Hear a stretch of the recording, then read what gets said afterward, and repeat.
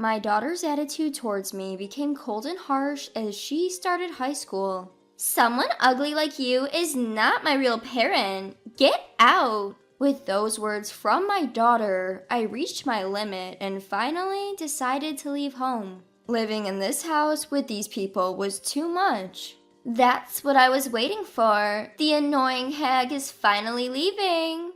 Hearing my own daughter call me ugly and tell me to leave without a second thought was devastating. In that moment, I made a decision. I have one last thing to tell you before I go. The shocking truth I revealed left my daughter dumbfounded. Little did she know that her mother's words would so drastically change her life. My name is Emily. I live with my husband Steve and our daughter Ashley. How was school, Ashley? Same as always. Can you stop asking me every single day? Ashley has been like this lately. You don't have to be so rude. I reprimanded her, but she just glares at me. Ashley's attitude towards me has noticeably changed since she started high school. Mom, you're a housewife with nothing else to do. Why don't you go out and work? Even though I became a full-time housewife at the request of my often absent husband, so Ashley wouldn't feel lonely, I get harsh words in return. I'm sure this rebellious phase will pass eventually. I regained my composure and went back to preparing dinner. Ugh, that girl at school, she's so annoying. Ashley's rebellious phase is far from being over. She even started ranting about her friends from school. I wonder if she behaves like this at school too.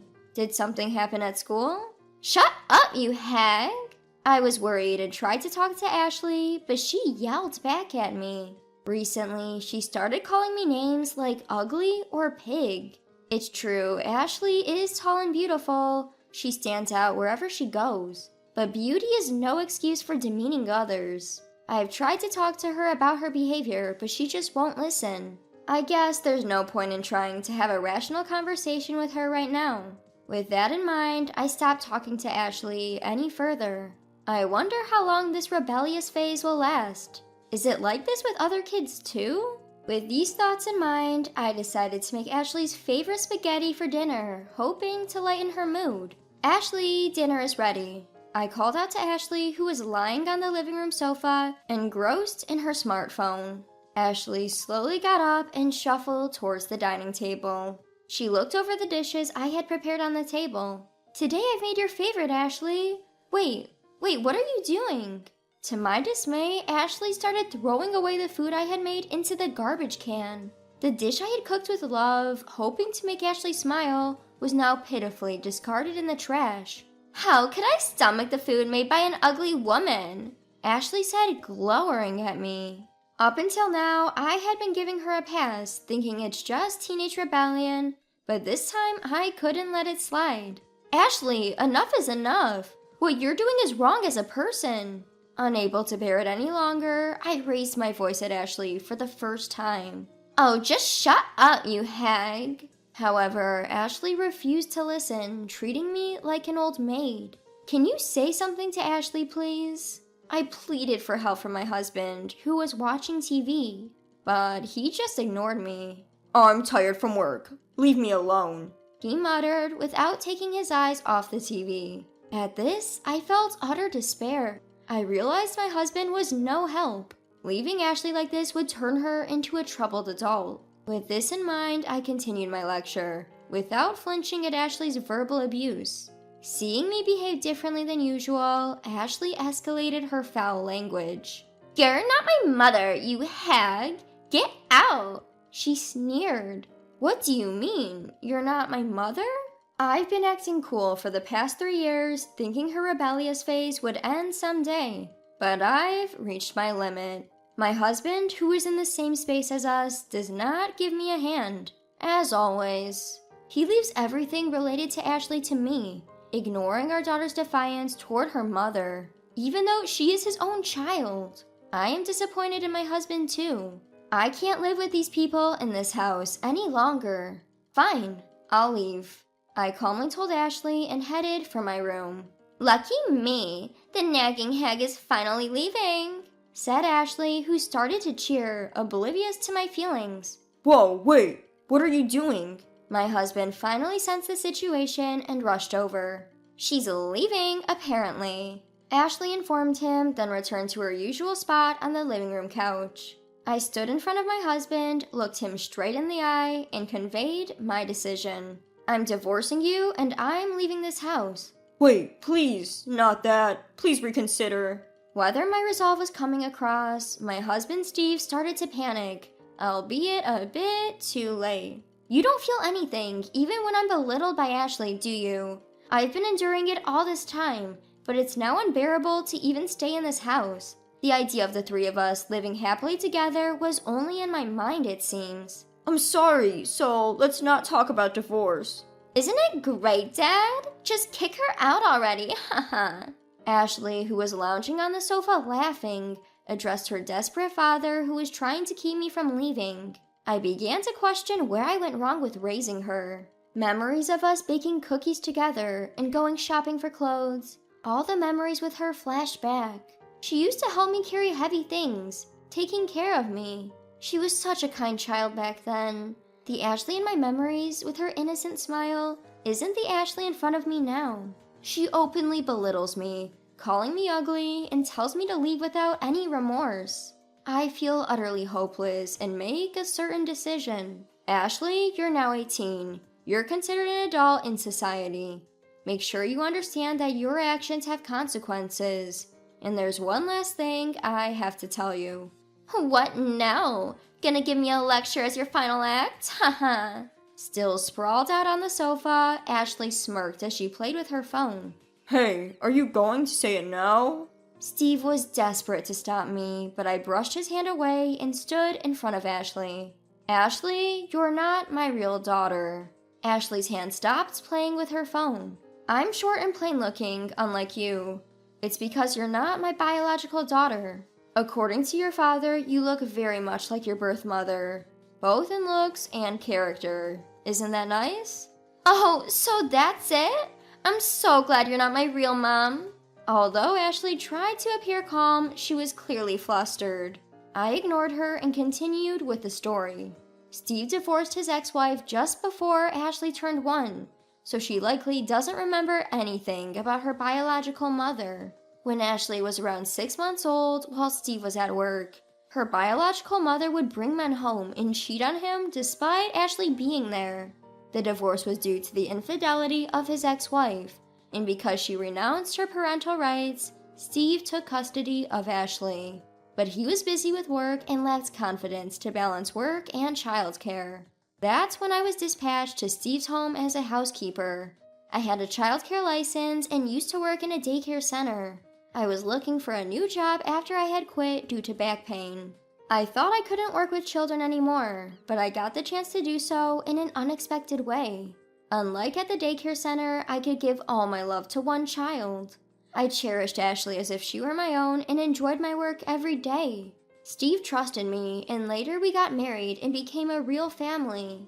As I recalled those nostalgic days, I quietly spoke. But that honest and kind Ashley is gone. You now resemble your real mother, both in looks and character.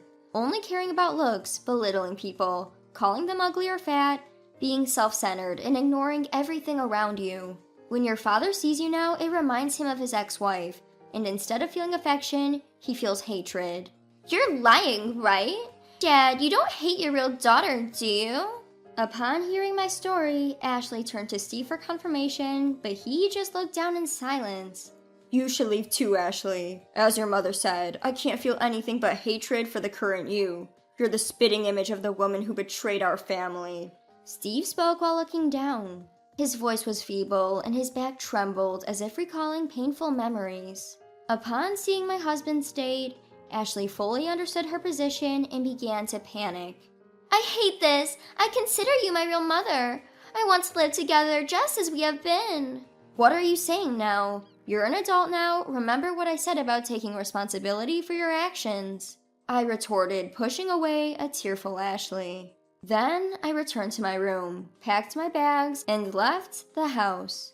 To calm myself, I aimlessly wandered the night streets for a while. Looking up, I saw the stars shining brightly. How did things end up this way? The stars disappeared for a while as I cried. But after a good cry, my tears stopped, and the stars were still shining brightly. Things that don't change remain the same no matter what. With that thought, I felt a little better. Since it was already late, I decided to stay at a nearby business hotel for the night. The following morning, I headed for my parents' home. There, I explained the situation and decided to stay with them for a while. 17 years ago, my parents were adamantly opposed to me marrying a divorced man with a child. Nevertheless, I managed to persuade my parents and married him. Over time, my parents began to love Ashley as their own granddaughter. Because of this, the recent events disappointed my aging parents, and I felt genuinely sorry for them. There's a lot to life. You've done your best for your family so far.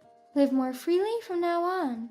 My mother said so and accepted me. Once back at my parents' home, I immediately began the divorce process through a lawyer.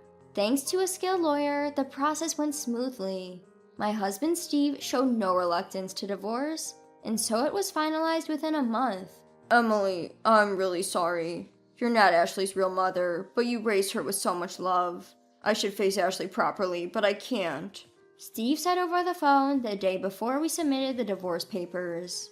The emotional scars from being betrayed by his ex-wife still painfully lingered within Steve. Unable to accept Ashley, who reminded him of his ex-wife, he renounced custody of her. And so, Ashley was to be placed in a foster home. Ashley could never have imagined that her life would change so drastically with just one word from her. After I left, Ashley began to send apology messages from Messenger.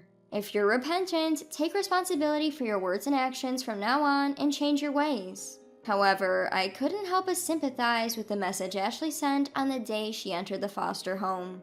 Mom, I'm really sorry. I'm lonely. I miss you.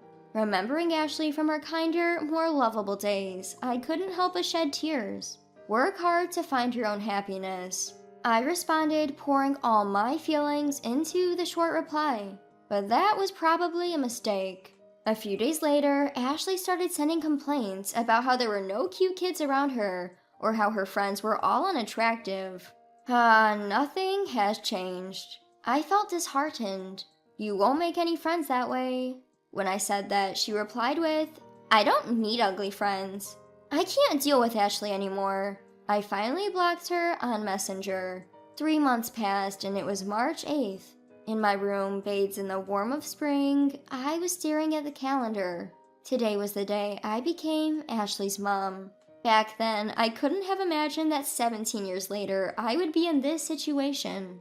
I was just envisioning a bright and happy future spent with my family. Since Ashley didn't change her ways, even after entering the facility and I blocked her on Messenger, I knew nothing about her. But the other day, I heard from my ex-husband that Ashley would be leaving the facility in March.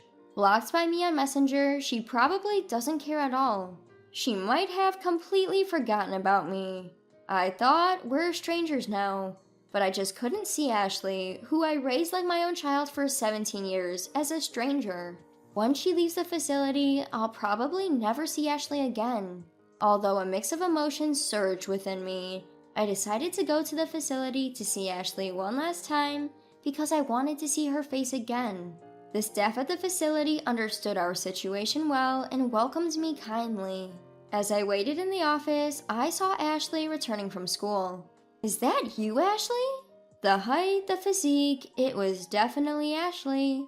However, her hair, which used to be silky, was now messy, and her face looked worn out with dark circles under her eyes, where she used to apply glittery makeup daily. Ashley has been attending psychiatric treatment due to various circumstances. The facility staff informed me about her past 3 months. Apparently, after she lost contact with me, Ashley felt truly abandoned by her parents and became emotionally unstable. Moreover, she had always done as she pleased, but being forced to live life under strict rules of the facility stressed her out and seemed to have taken a toll on her mental health. Is that so? Even after hearing the explanation from the staff, I surprisingly felt no sympathy for Ashley. Rather, I was relieved that she finally realized her situation.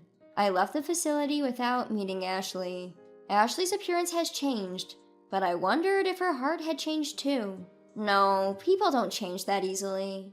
Once she leaves the facility, she will have to live on her own. I hope she reflects on herself and changes, even a bit.